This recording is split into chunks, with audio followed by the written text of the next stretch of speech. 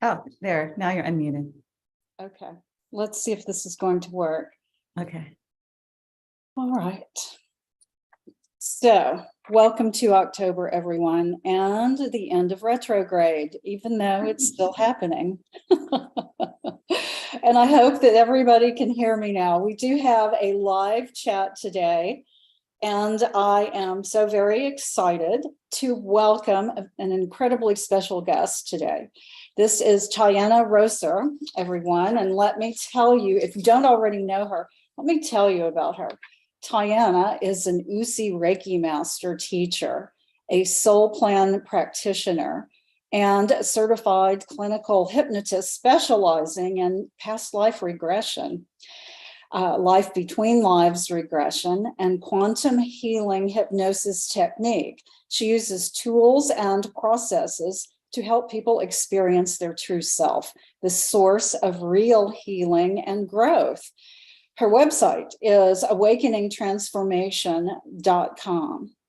And she is the author of a new book, Awakening Transformation, a beginner's guide to becoming your higher self. And her book is filled with practices to lighten your spiritual journey and accelerate growth. So welcome, Tianna. We are delighted to have you here today. And I think what everybody is so interested in, first and foremost, is something that all of us have to have wondered at some point in our life. And that is, have we had past lives? Have you had a past life?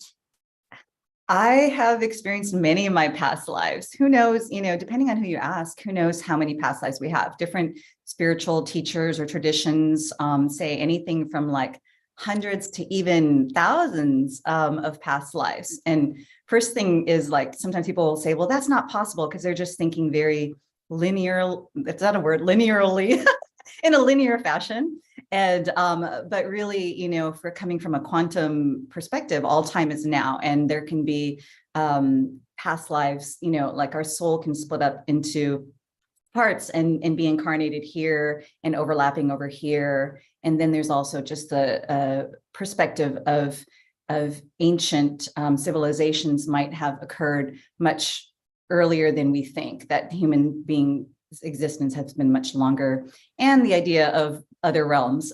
So anyway, yes, I have experienced a number of my past lives.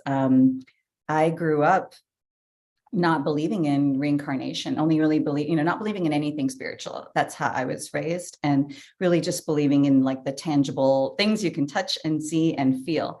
And so it wasn't until I started meditating, and even that initially was a struggle. That wasn't like something that came easy to me. I was coming from degree in business and a left brain perspective. And then meditation, for the most part, is very right brain.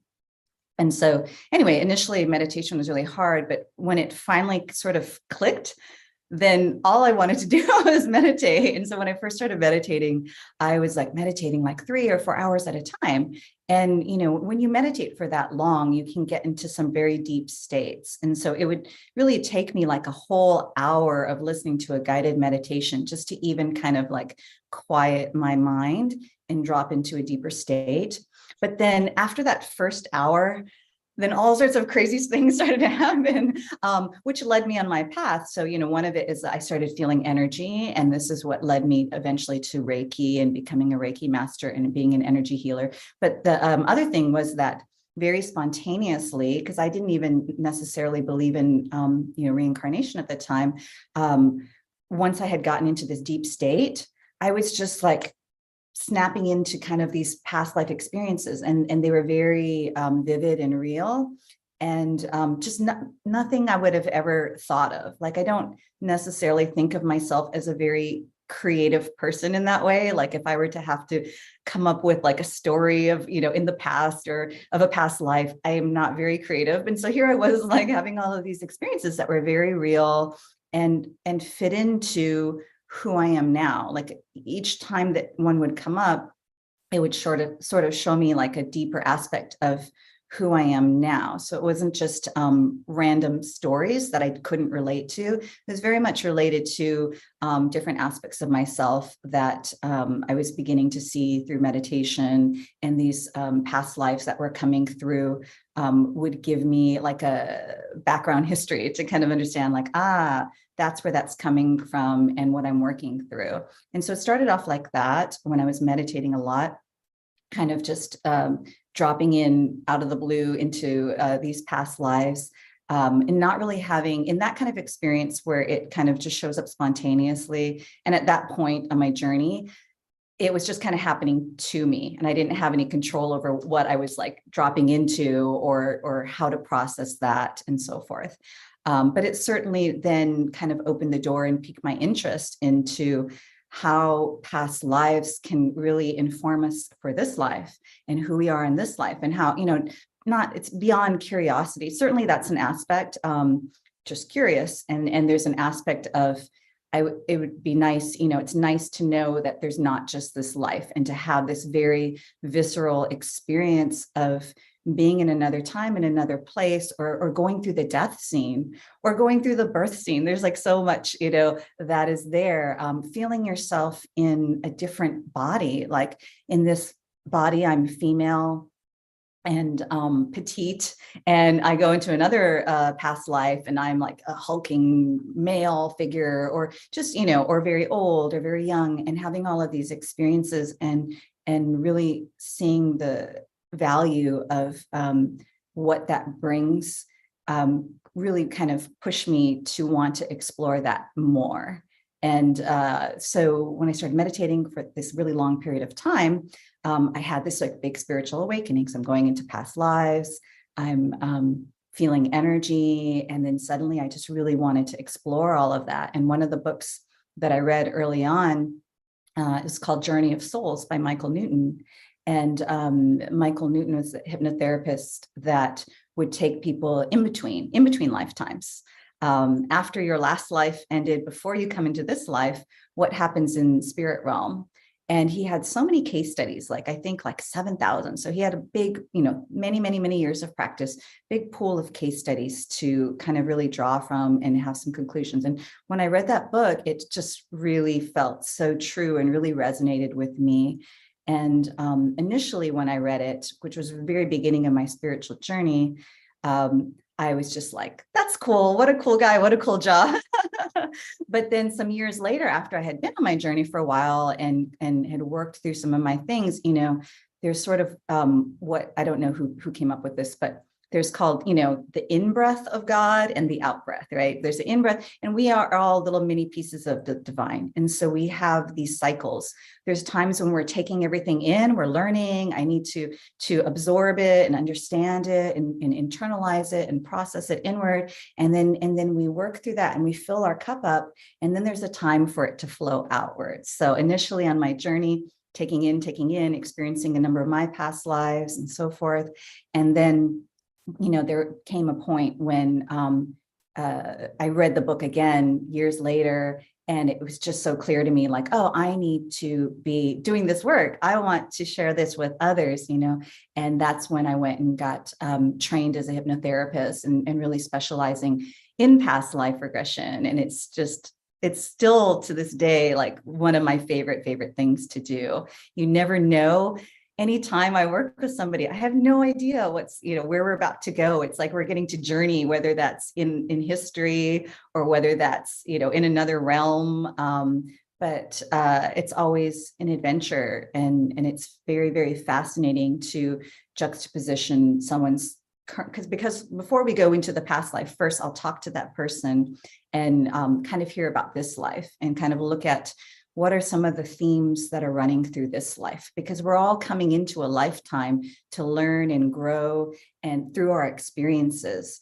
And so there are themes running through this life that are related to things that we've been working on in the past life. And so just to kind of bring in this life themes, and then to go into the story of the past life, and then how they're woven together, and why is the soul bringing this up, and what can we take from this and so it's a great, interesting experience. But then really, from my perspective, it's always like, what can my client take from this and apply to their life right now to create a shift and change? It's not just for curiosity. There's always some value and gift and benefit of how this past life remembrance can help you in your life now. That, excuse me, that's so interesting. I have a lot of questions for you about all of this. First one, do you feel comfortable sharing one of your past lives, who you were, what you were doing? I mean, well, okay, so let me preface this by saying I've experienced the whole range. I've experienced going into very, and this is funny because sometimes my clients will complain about this too. Like, we'll go into past life and they'll be like, this is a boring past life. Can we go into a more exciting one? And then, I try to like curtail that now by giving a good pre-talk and saying, okay, I want you to understand that everyone has experienced, exciting, inspiring past lives, traumatic past lives, boring past lives. There's so much, for us to learn and grow and experience. And so by the time that you're interested in something like this, you're kind of, an old soul. You've probably, had a lot of experience, because if we're kind of new souls, and I'm doing these air quotes because, what does that really mean? It just means like on the evolutionary journey of souls, when we're all little pieces of source, and when source like separates or goes into the illusion, it's an illusion of separation. It goes into the illusion of separation to really know itself as something very specific. That's why we don't remember our lifetimes before, because then we can't have that really unique, fresh experience. If I really remembered in this lifetime, when I was born, I really felt like I'm a man, and I was like in this like really masculine energy, like, carrying my body that way or talking that way, like it'd be hard for me to like feel and experience. This is actually, I'm in a very sensitive feminine body. I have like really powerful, deep emotions, and I feel them, and I can feel other people's emotions, and I can all of that, and I've been in other past lives where I didn't have that, and I didn't feel that. So anyway, there's a unique gift from each body even that we're in, as well as, of course, the family that we chose to be born into, and the place and time. So going back to your question, I just want to preface it like, so of course, like, what's going to make for a more interesting story for me to tell you? Do you want me to tell you about a past life where I was a farmer, and I like grew up in a farmhouse, and I lived in a farmhouse and then I had a wife, and we had kids, and we had grandkids, and then I died in the farmhouse? Not very interesting, right? So of course, you probably want to know a more interesting past life. So, but I just want to like, share that we all have that whole range. And so, but more recently, so I've experienced many of those just kind of like very, I've experienced like equally male and female past lives. And I've also been told over the years from different psychic intuitives that I'm fairly like balanced in that way. I've had like equal like masculine and feminine past lives, and I think that that's really common. But so more recently, I've experienced kind of some of the more spiritual past lives. But I don't. Yeah. So anyway, because I think for one of the things is that to be careful around is glamour.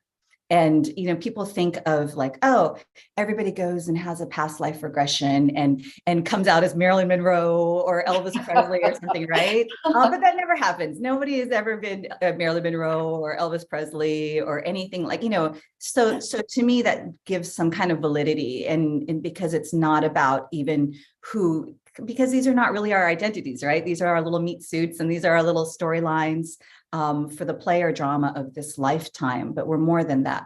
So yeah, so I don't want to like, anyway, I don't want to share a past life to glamorize it, but yeah, the ones I've had recently were like kind of more spiritual past lives as a male, and my soul told me that it specifically was showing me that because I was falling into some of my old patterns that had carried through in this lifetime, being very, very spiritually oriented, but I was coming still from that masculine perspective. And how is that different? Well, the masculine perspective, a lot, so in some like ancient traditions, you can see that the feminine is symbolized by the downward facing triangle. It's spirit coming down into matter, and that's the feminine. And then the masculine is symbolized by the upward facing triangle, and that's like matter transcending into spirit.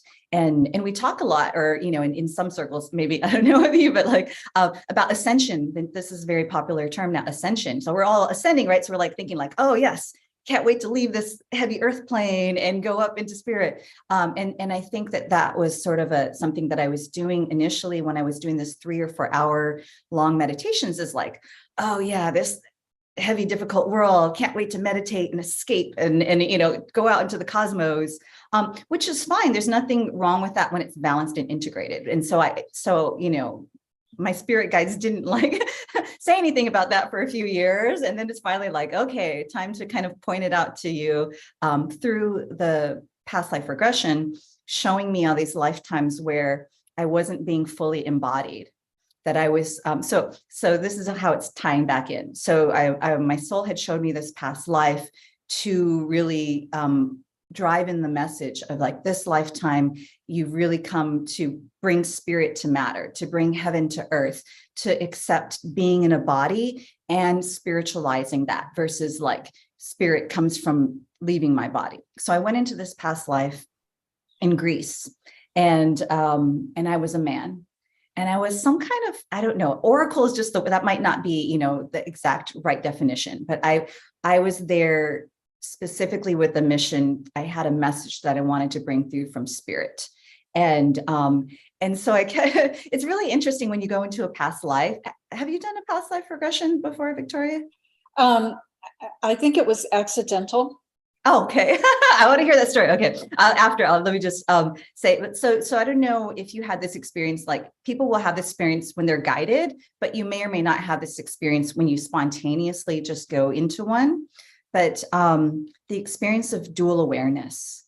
So when I'm, guided into a past life, I can sense and feel and experience being this other me in this other body, but I also still retain my Tianna awareness. So I have this dual awareness. So I could feel myself as this man, and I'm speaking as him, and I could feel like all of his issues or whatever. And then I can also feel myself as Tianna, kind of like laughing, like that's funny. Yeah. So it's very interesting. It's really enlightening just to ever have that experience of dual awareness, because we're so in our lens of this life, right? Whatever all of the story of this life is, that's like a very narrow lens that we then see the world from. And sometimes it can be hard to understand. This was the case for me as well. Like on my spiritual journey, this can happen.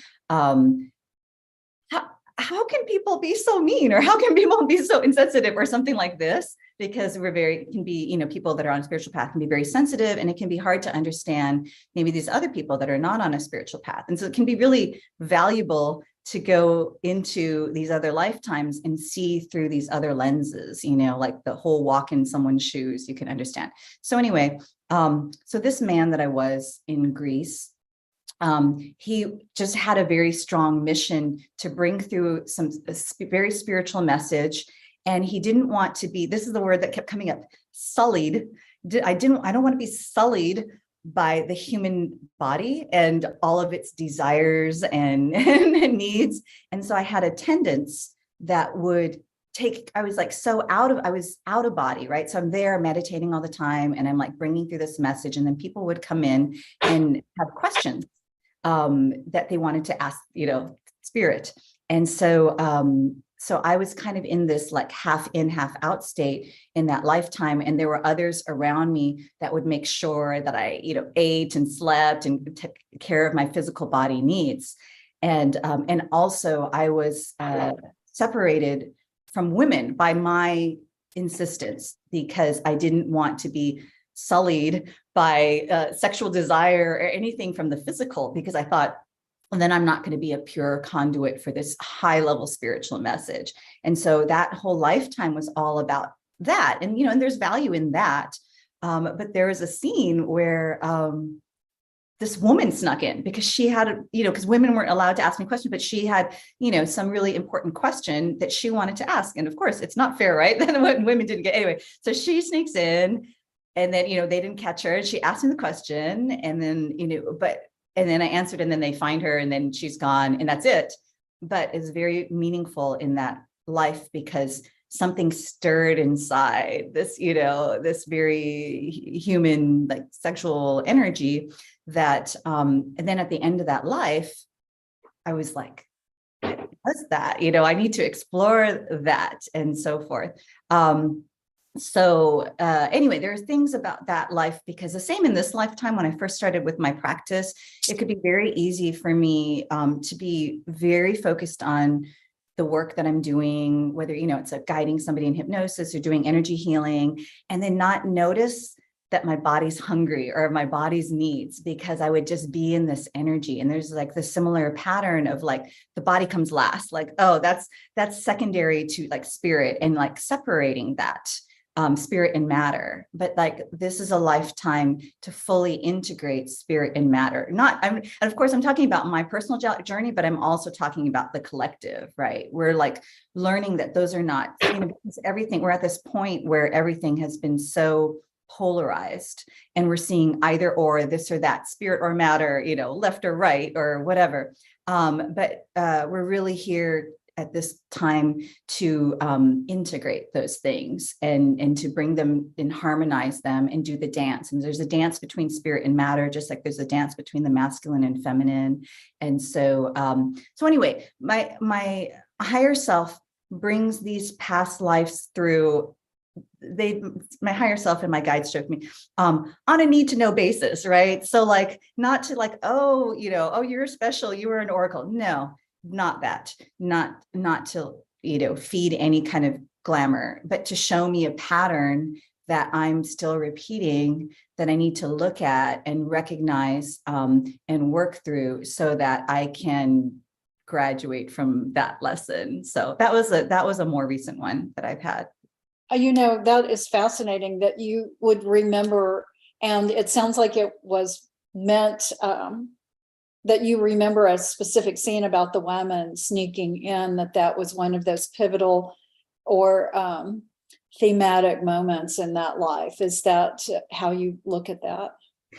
Yeah, for me, so everybody will experience differently. And that's one of the things in my pre-talk before we do. So first we do an intake where I'm talking to the person. Like I said, I want to kind of hear about their current lifetime and see what themes and lessons are running through as the backdrop for when we go into the past life.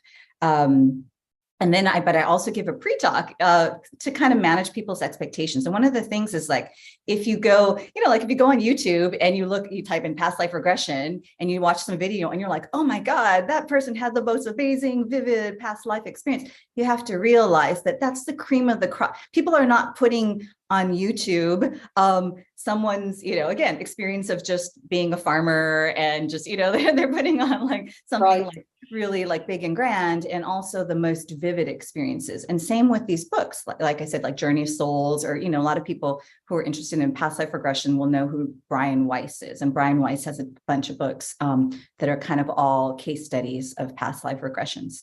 But he has all these other ones that are not put in the book because they're not as vivid and make an exciting read. And so it's important for people to know, like, just like our outer senses, we have inner seeing, inner hearing, inner feeling, inner knowing, inner smelling, inner sensing, inner tasting. All of these things are possible. And we're used to like seeing is believing, right? We have this expression, seeing is believing. And most people are inner visual. I just like my own rough guesstimate from my experience with clients, it would be that maybe 80 to 85% of my clients are inner visual, meaning that when I guide them into the experience, they will see the place they're in. They'll see their feet on the ground. They'll be able to see imagery. And that's sort of a convincer because they're seeing something. I don't see. I feel and sense and know things.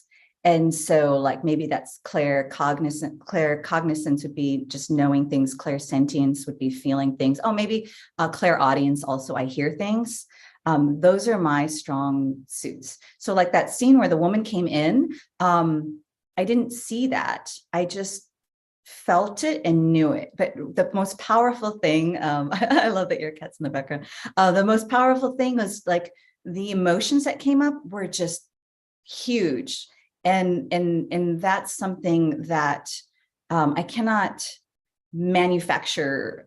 I know lots of people can. There's actors and actresses out there, but I'm not one. Like I am somebody who feels things very deeply, but I can't like make like if you're like, be sad, Tianna. I can't just like poop, plop into sadness. But when I go into a past life, this really huge emotional energy will come up even before the story comes up, which to me is like very powerfully showing that I'm connected or plugging into something. Because yeah, even like if you were like, okay, Tianna, get sad, I would have to like think of a memory in this lifetime probably that connected me to maybe the loss of a loved one, and I'd feel, and then I would get sad. So this is how it normally happens, right? In our 3D linear reality is like something happens, and then you have an emotional response, right? I lost this person. Now I feel sadness. The action triggered my sadness, but it's really the opposite a lot of times in the past life regression. Somebody just, a big wave of emotion comes over them and they don't even know yet. They're like, I don't know why I'm so sad. And I'm like, okay, just let the sadness come up. As you allow the emotion to come up, behind the emotion is information. And so just feel the feeling, allow it to come up. And it's really happening this way. As they're feeling the feeling, then they're like, oh, my village was burned or whatever, like it's like if they will allow the feeling. And so why would the soul bring us back to a difficult or traumatic past life like that? Because they're not. I also want to clear another misconception, because sometimes people think that everybody goes into a traumatic past life. And it's really not the case. Just like everybody doesn't go to a, exciting, amazing past life, everybody doesn't go into traumatic past life. There's lots of things in between that. But why would our soul do that? Not to punish us, not to give us double trauma, but actually by going in and kind of holding space, that therapeutic term, which means just like showing up with acceptance and compassion and willingness, holding space for our past life self, to feel those feelings that maybe in that lifetime we were not equipped yet to be able to process. And now I've evolved since then. And so my soul wants me to be able to go back, hold space for my past life self, then allow myself to feel the feeling. And that's how that energy processes. And I'm no longer carrying that emotional residue. And it doesn't have to be an undercurrent in my current life. It can clear. And so when we allow ourselves to feel those feelings from the past life, it tends to, instead of doubly traumatize us, it tends to clear out that energy, and we feel lighter and clearer and more expanded. So a lot of past life regressions have karmic clearing. That's one of like the big benefits of a past life regression, is karmic clearing happening. And I really try to always just at least check in at the end of the past life, because we'll go in several different scenes of the past life, like childhood, young adulthood, middle age, elderly. So we're kind of like popping in and seeing a scene from each of those areas. And then we go to the point just after the body died. And then we review the life and we look at what are the key themes, lessons of that life. What are the qualities that you developed within yourself? Is there anything that needs to be healed or cleared or released? And so that's where we can kind of clear some karma. So that's kind of a little bit of a checklist of what I'm going, at the end of the past life regression. we really want to process and integrate whatever came up. And then that other question that I already mentioned, which is like, what can you take from this experience and apply it in your life now to bring you more joy, more fulfillment, more aliveness in your life right now? So those are, like, for me, the key points that I really want to hit to bring value from this experience to somebody's life right now.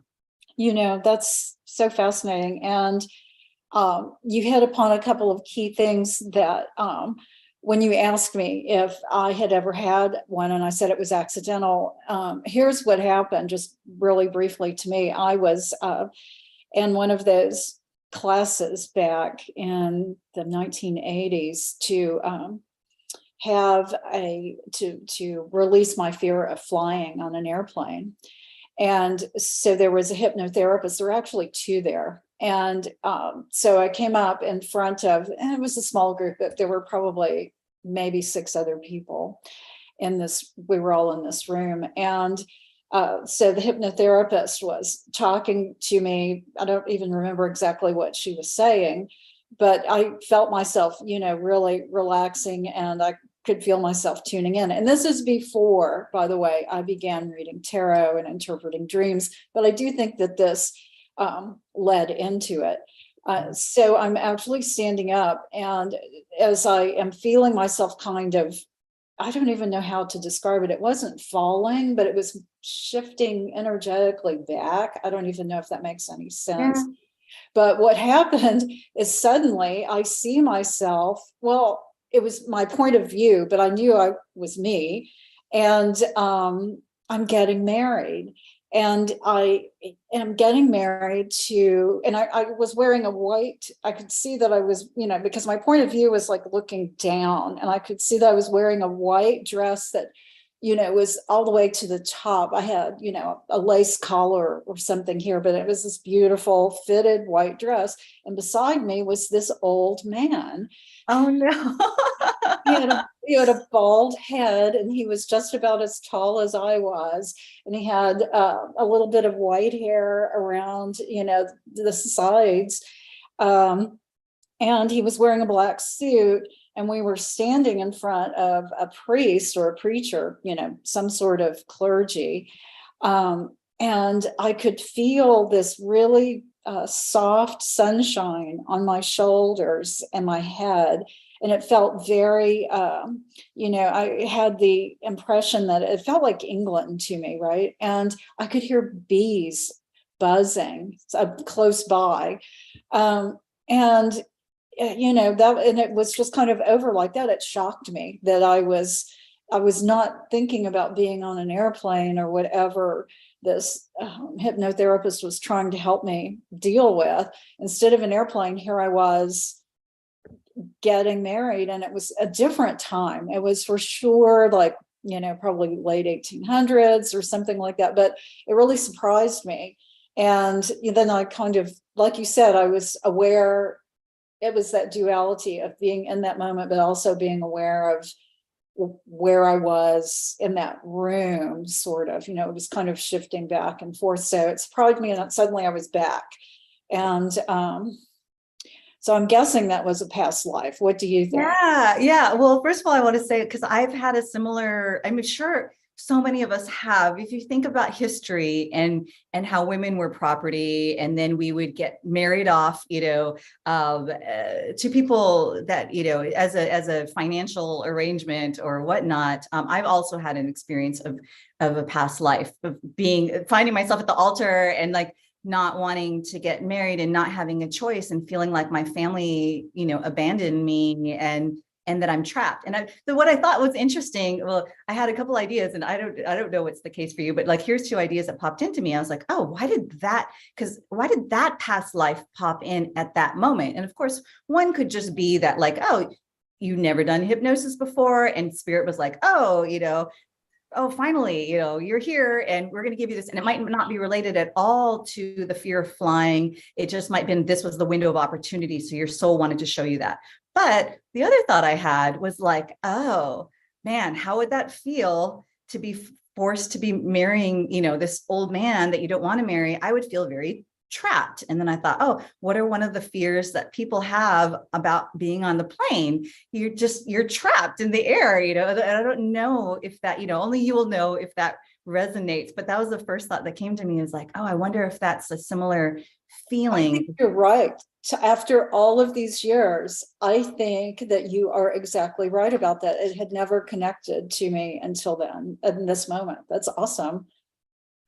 Yeah, because there was and that's sometimes when we go into past lives, and it's like a really difficult past life. And sometimes the whole value and benefit of it is just to even compare and contrast our life right now, like, oh, wow, thank God the times that we live in now, as a woman, I can choose to be on my own and have power, and I'm not treated as property. And, it's just like, sometimes it's just, we're shown that to have gratitude, and to really live our life fully now, like, oh, wow, there's so much opportunity in my life right now that I didn't have back then, and I don't want to waste it. Or other times it could be, so that could be what's there, or it could be, how do I respond in situations where I feel that I'm being, limited in my ability to be free or to make choices for myself? And where is there an opportunity for me to be able to, even when it might look like I'm not free and don't have any choices, that I could still find a way to have, peace of mind or happiness or whatnot. I'm just curious, did you get over the fear of flying, or is that still something? Yeah. Oh, good. Okay. Completely. I mean, I have no fear of it now, and I Mhm. actually really enjoy it. And I don't know if that, was a pivot for me, subliminally, subconsciously, that I didn't even realize. But, and what's interesting is the trip. I mean, I went into this session because I had a trip to England coming up. And, so that's why I was in that class, because of the upcoming trip.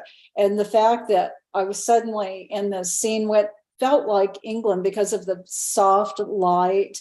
I don't know, it's just subconsciously I thought, oh, I'm in England, and then I was traveling there. So I don't know if that's connected. I don't know.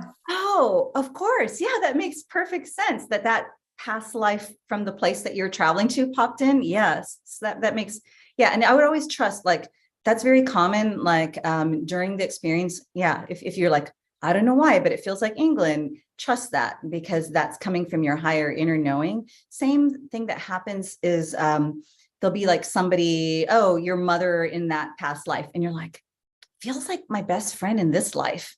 Trust that. There's like this like inner feeling, inner knowing, and it doesn't even have, sometimes they have similar qualities, like characteristics, like, oh, similar eyes or something like that. But other times it's really energy, it's really essence, and it's really soul memory. And so it doesn't have to have even a logical reason, like the lighting or the, whatever, which is really interesting too, how vivid your experience was. But yeah, just trust when you have that. That's your intuition talking to you. So are we, because this was always a big question for me. I frequently will call my sister my daughter's name, and my daughter my sister's name. And I've always wondered if we work in these clusters. Do you know what I mean? Of knowing kind of the same people.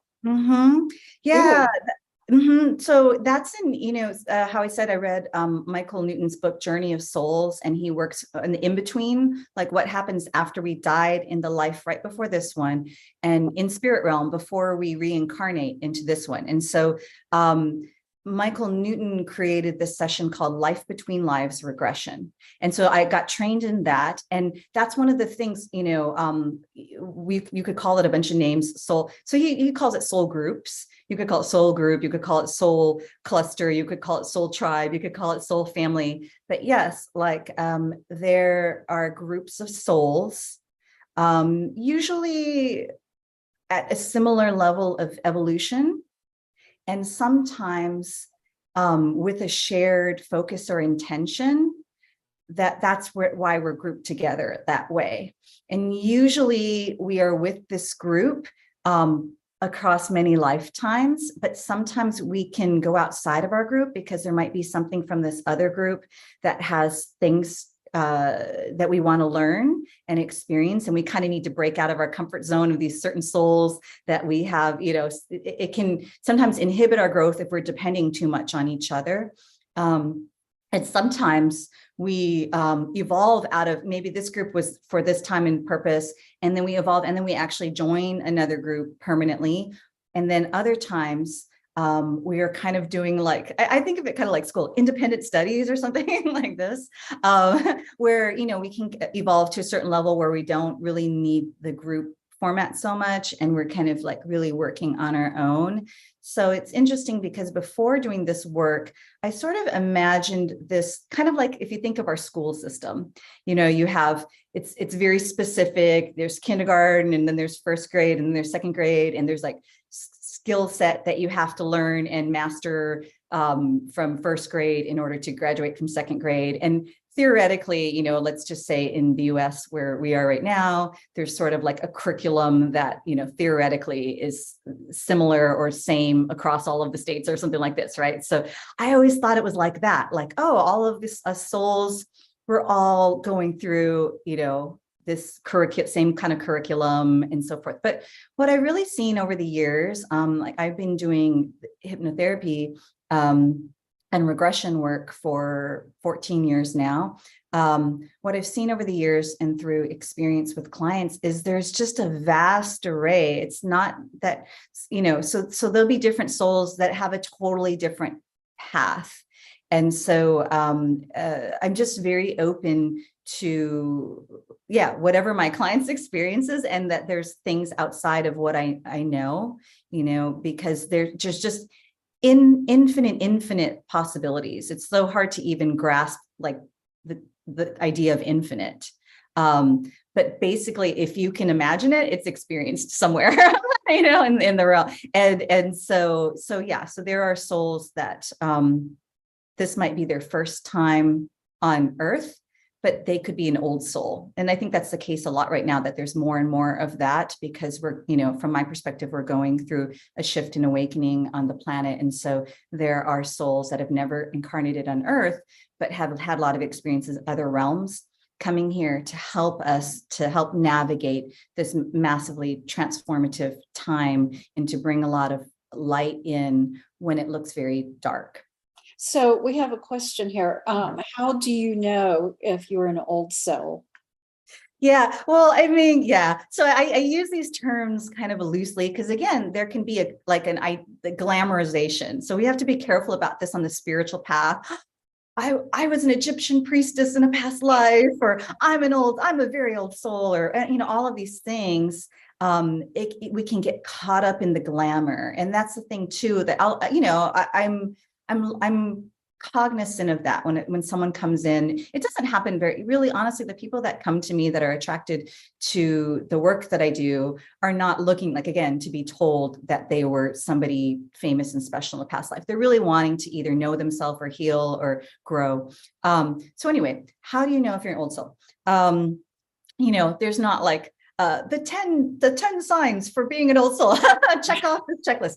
But what I would say is that old souls, are, so first of all, that's a soul that has a lot of experience, wisdom, and awareness. So that's part of like my definition of an old soul, because it's not the number of past lives. Maybe one soul took 10 lifetimes to learn what another soul learned in one lifetime, right? And so that soul that had the one lifetime might be considered more of an old soul than the one. It's not quantity, it's quality. Let's put it like that. There's not how many lifetimes you've lived, in my opinion, that would say like what's an old soul. So an old soul is going to be one that has the breadth and depth of awareness and experience, to not be just living from an ego perspective, because and I'm not one that believes in kill the ego. I believe that we need an ego to, exist on the planet. But should the ego be the captain of the ship? No. The ego, is a crew member. And so, until people have a certain amount of awareness and self-awareness and spiritual awareness, the ego is running the show. And so that's a very kind of loose, easy, broad brushstroke to tell if somebody's, maybe an older soul or not, is like, who's the captain of the ship? If their life is driven by wanting to be special, or needing to be in control, or have power over others, these are all clear markers of probably more baby soul, if we're going to use that term. Someone who has a lot of self-reflection and self-awareness, and maybe humility, empathy. These are some, markers for an older soul, and someone who's very drawn to, on their own, not because they were raised in a family that told them you have to focus on these things, but there's when we are kind of awakening spiritually, there's an inner drive. There's a self drive that's leading us, guiding us, and drawing us in, not because other people said oh, that's what you're supposed to do, that's what you should do. There's an inner thirst. That's how it felt for me, like a massive inner hunger, inner thirst that needed to be fed or quenched. And so when we see those things, desire to know oneself, to understand, self-reflection, self-awareness, empathy for others, these are all markers that I would say are showing somebody that's, an older soul, somebody who is not willing, or is projecting everything on other people and not willing to stop and kind of look and question their own motives and behaviors and things like that. They're probably, on the more younger soul level. Does that? Oh, yeah. And okay, a couple of other things that I am so curious about, and also is mentioned in this chat. Someone said that they have been to places before that feels like they've been there before. And I've had that happen too. One place in particular for me, in the Chartres Cathedral in France, just outside of Paris. And so I'm wondering, is that just what we call deja vu, or do you consider that part of the connection to a past life? Yeah, I definitely think that that happens a lot with past lives. Again, it's one of those things where it could be that, or it could be this. But yes, that is one of the ways, even without doing something like past life regression, there's a lot of other ways that past life memory and remembrance come through. One is through dreams, and you do dream work. Yeah, we have past life experiences come through dreams. And my perspective on that is that a past life dream, for me, how I sort of am able to discern, is this a past life dream, or is this my own subconscious material showing up in a storyline, is that a past life dream feels very much like the way that a memory in this lifetime feels, but you're in a different body. Whereas dreams usually have some sort of, dreams have some sort of maybe fantastical aspect, or it can be very much my everyday life, but oh, this person's supposed to be my mom, but it's played by somebody else, or something like this, right? So there's this something that shows you oh, it's got similar things to now, but something different, or just some whole other story realm, but you're not aware of who you are in there. But in a past life memory, I usually have awareness of myself in this other body as this other identity. So that's sort of a clue for me. And so what you're talking about, there's these other ways that I think most people, if they look at their life, they can see some of these things. So one is, like you said, you travel somewhere and there's this kind of just inner remembrance, inner feeling, inner knowing. Even people have experience where they go to somewhere they've never been before, and they know how to navigate through there. They know oh, there's this old church that's going to be around the corner. And sure enough, there's an old church there on the corner. But even it doesn't have to be that, specific. There's a feeling, there's an energy of this place, and it gets activated when we go there. And I myself have had that experience when I went to Egypt and some other places in my life. Yeah, so that's one way that a lot of people have. Sometimes it's just that kind of deja vu feeling, or other times even maybe a snapshot or something of that past life comes in, or a memory of something.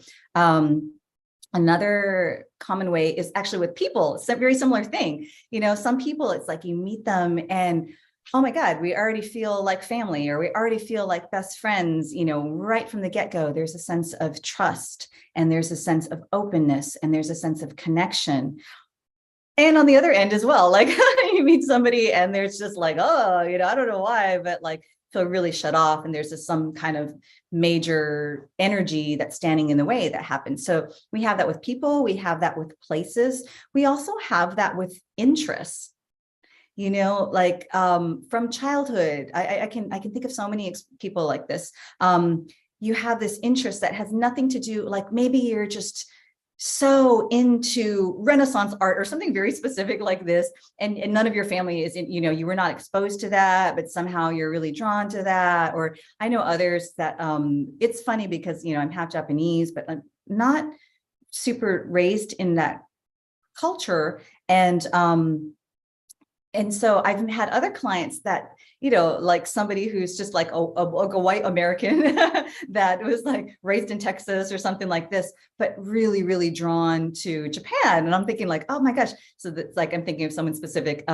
He got into calligraphy and martial arts and like anything like this. And I've and learned the language or something. And I'm like, oh, you feel more Japanese than I I'm sure you've had past lives there, because you're so drawn to learn and study and discipline yourself for this culture that has no connection to you in your current life. And so we can look at sometimes at our hobbies and our interests. I think also even when you think of these like genius, like super gifted people, like maybe in music or art, like a lot of times, like probably because they worked and honed this skill and ability in another lifetime. And so when they bring that into this lifetime, and that's where, like Mozart or something, some kind of gift is like, oh, probably been honed over many lifetimes and so forth. So I think if an average person, probably even without meditating or doing regression, might be able to look at their life from this lens and maybe see some indicators of past lives that you've had.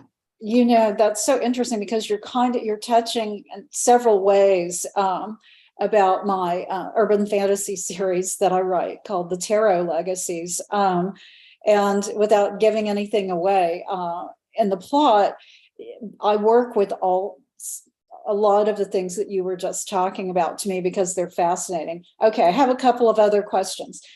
Who or what determines the life lessons that we have in our lives? And is this chosen for us? Is this a destiny, or is it choice versus destiny, and we can completely go off course in our lives and not fulfill our destiny? What do you think about these are like the eternal big questions, right? And I'm not going to say, I'm going to say like, this is my perspective, this is my experience, and the experience that, the perspective that I come to at this point from experience of my clients and my own inner knowing and books that I've read.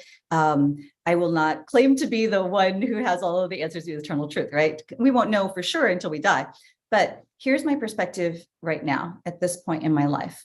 I believe, that we're souls, whatever you want to call it. There's many names, your higher self, your spirit, the eternal you that exists beyond this body, beyond this lifetime. I'm just going to call it the soul because that's a nice, short, simple word. And so I like to use that one. Okay. So our soul creates sort of a blueprint for this life, right? Like a overview plan. It's not going to be detailed. Your soul's not doing day-to-day planner for all of the days prior to coming in. Your soul has kind of some key focus for this lifetime. Just think of like for people who've gone to college, right? Like you can't take all of the classes in one semester. You have to like, okay, this semester I'm going to focus on these 4 or these 5 classes, and then next semester I'll take some different ones until I finally, have this whole rounded knowledge of whatever I'm wanting to focus on. So in this lifetime, prior to incarnating, yeah, I have a bit of a blueprint of some of the themes and lessons. And my perspective is that our soul, makes some contracts or agreements with other souls. So like you said, like from our soul group, some of the key players, they're coming in and they have their lessons and so forth. So we're like, hey, how can we work together? Hey, let's collaborate on this timeline here. And, you're wanting to learn how to be more responsible. Okay, you want to be my mom? And I'm, trying to learn how to allow myself to be guided. Okay, I'm going to be your child or something like this, right? So there's certain things like that. There are key, I don't believe in either or. So we make a plan, and there is a certain amount of fate and destiny for the really major things. There are certain key things that are like super important to our soul, and the energy will be so strong that almost kind of like, I think of these Greek tragedies, I think of like Oedipus or something, he's trying to escape his fate. But the energy is so strong that no matter what he does, boom, he ends up living it out, even as he's trying to avoid it. I think there's certain things like that for our soul. We came in strong, really massive energy around a few things that no matter what, energy is going to keep pulling us back there. And then there's lots of room there for free will as well. And so there are other things where, yeah, we can get really far away. Here's the plan that my soul set up. And I will say, like, our soul sets it up with support and guidance from other loving higher beings. So we have other, we have spirit guides. There's a council of elders. This is all stuff from, I really recommend Journey of Souls for people to check that book out.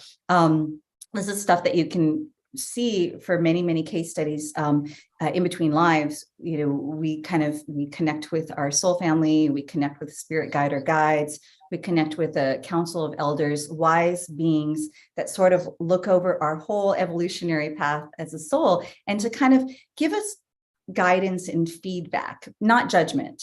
So there's nobody at the end like, oh, you didn't do this, oh, you messed that up. We're kind of like reviewing that with ourselves. And because from a quantum perspective, like here on planet Earth, time exists and for a purpose. It gives us a chance to have this kind of cause and effect experience. That's how we're learning and growing, is through this cause and effect, which happens over time. And so we've chosen to come into, this construct of time and space to give us an opportunity to grow and evolve that way. But really from a spiritual perspective, beyond in higher dimensions, time doesn't really exist. And so there's no judgment if I didn't get it in this lifetime and I come back in the next lifetime to work on it again, because you can do that as much as you want. But from a personality, from Tianna personality perspective, I'd rather grow through joy and harmony and peace and flow than through pain and struggle. From a soul perspective, it's like growth is growth. Your soul knows that we're always, when we release this body, we go back into massive, deep love and support and trust in knowing that we're always okay. But while we're here in this illusion of separation, in this illusion of time space, it can really things can feel like real pain and suffering.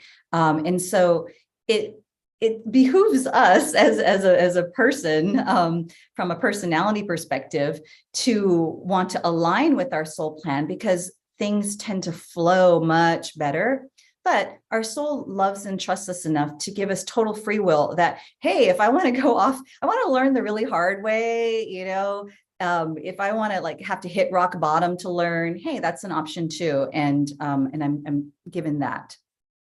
Okay. And so how does the concept of God figure into all of this grand plan? Well, God is kind of a trigger word for some people, right? Right.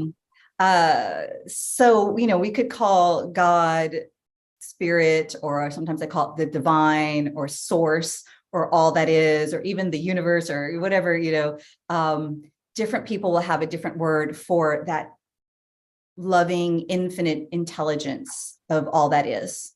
So yeah, I'm going to just pull away from the word God, just because some people were raised in like rigid religions, and that was like God means judgment or something like that, and that's not the perspective I'm coming from. But from a perspective of source, all that is, we are all pieces of source. We are Yeah. all pieces of source, and source being the one thing wanted to really know itself. It's everything. How do we know ourselves? Through the contrast of, how do you know what sweet is? Oh, through the contrast of sour. Or how do you know what light is? Through the contrast of dark. And so when the oneness wanted to really know itself, it splits off into these little pieces of the divine, goes into forgetfulness that it is the oneness, to experience itself very specifically. And that's what I would call a soul. And so our soul is part of God, the divine, the oneness. But there's not some, old man with the white beard saying like, oh, you did this in the last lifetime, so therefore, this is going to happen to you. I don't believe in that personally.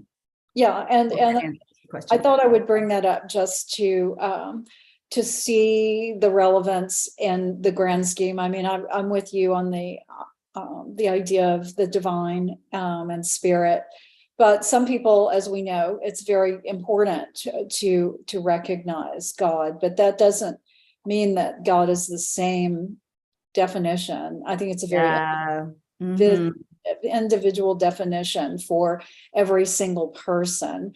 Even if you're a member of an organized religion, I think that is the case.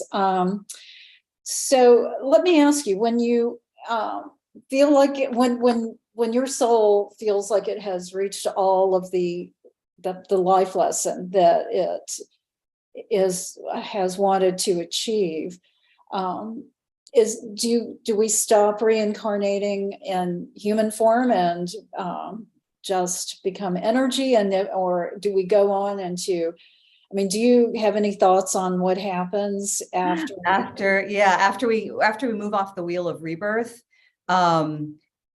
Yeah, I mean, this is coming more from different things that I read, and from authors that I trust. I'm very open that there's many possibilities.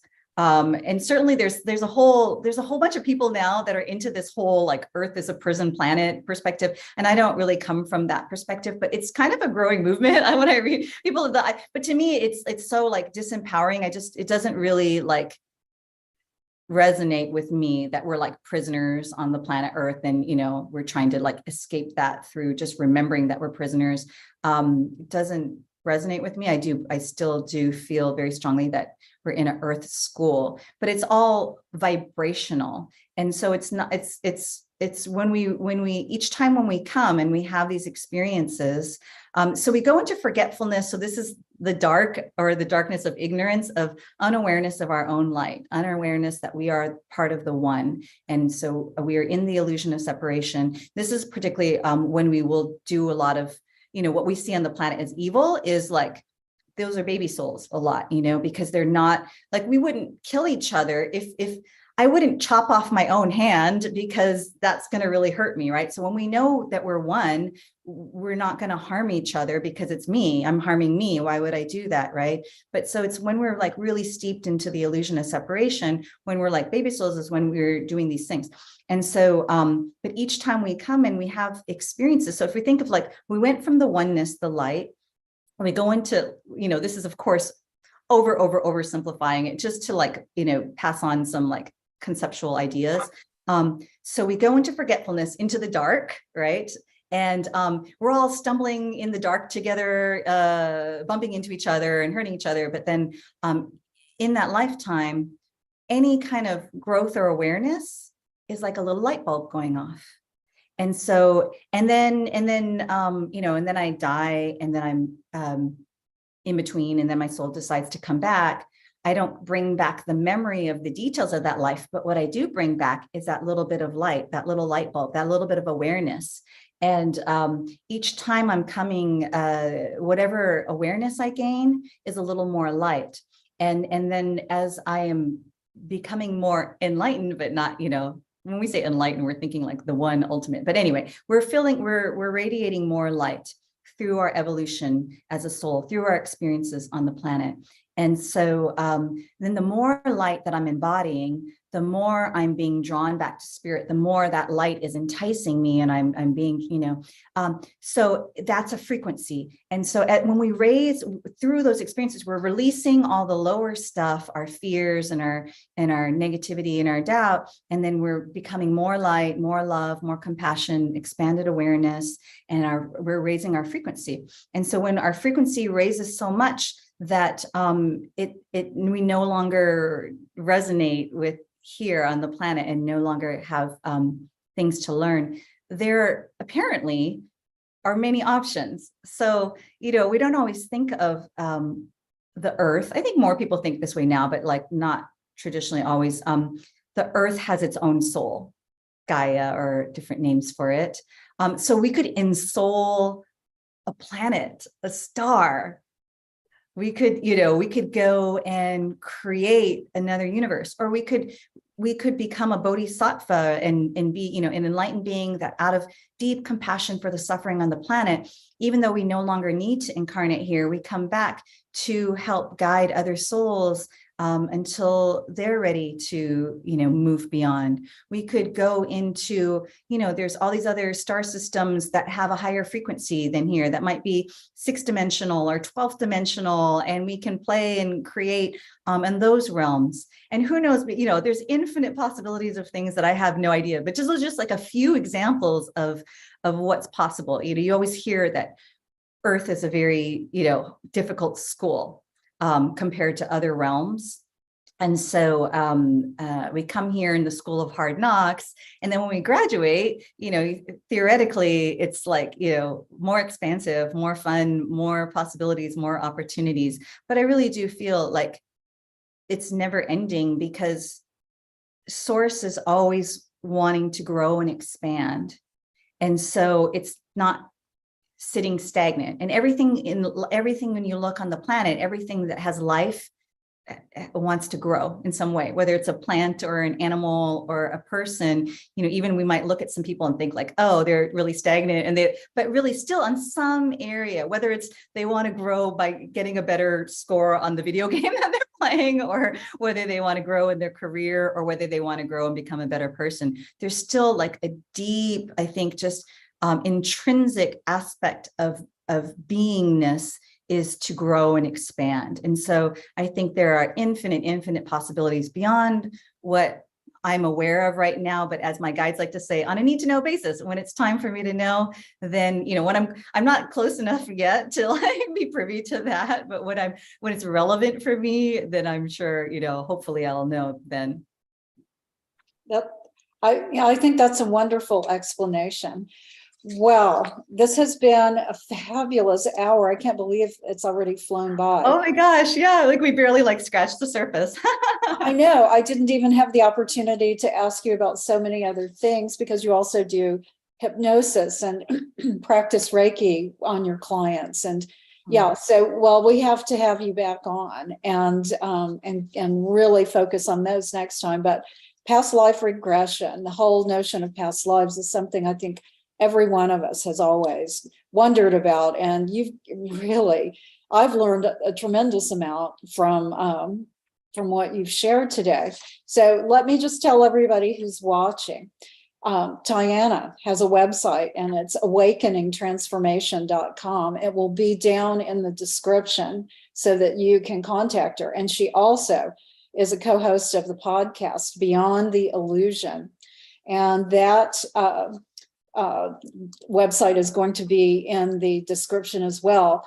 I encourage you guys to check out her website and her podcast, because you'll learn even more. It's so fascinating. And Tianna, check out the episode where Victoria is our guest on our Beyond the Illusion podcast. So definitely check that out. Oh, there's 2 episodes with you, actually. Yeah. Yeah, I really, that was so much fun to be on your podcast. And, it's just, I really, this just brings more puzzle pieces into the whole idea of seeing the big picture. of where we all are, which has been my personal quest. And it sounds like it's been yours too, to just see how we fit into this wonderful life that we're living. And certainly the work that you do takes people into understanding that deeper. So it has been wonderful to have you on here today. It's been so fun. Thank you so much.